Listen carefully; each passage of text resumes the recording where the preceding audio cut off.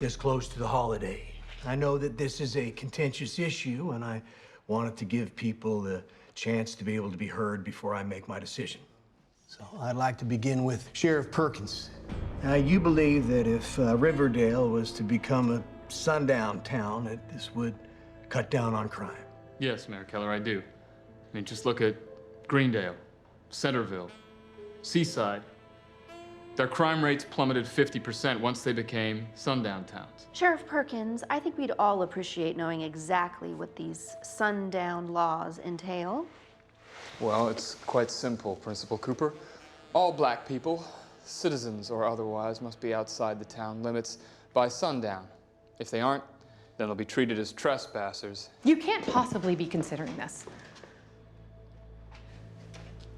Besides the fact that you're making the completely racist assumption that only black people commit crimes, what about all the black families in town, the black-owned businesses? What are they supposed to do? How are they going to survive? Well, I don't believe we've had the pleasure, miss. But if certain groups of people can't abide by this fairly straightforward law, then maybe those people ought to move to a different town. Not like hell. I did not fight in a war to defend this country, to come back to a town where people, any people, are not free and welcome to come and go as their God-given right. Thank you, Archie. It's Artie, miss.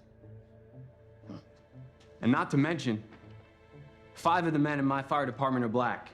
Now, they're friends of mine.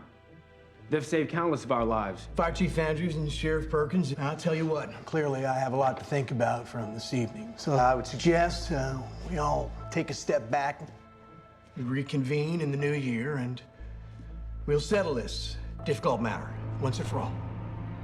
How does that sound?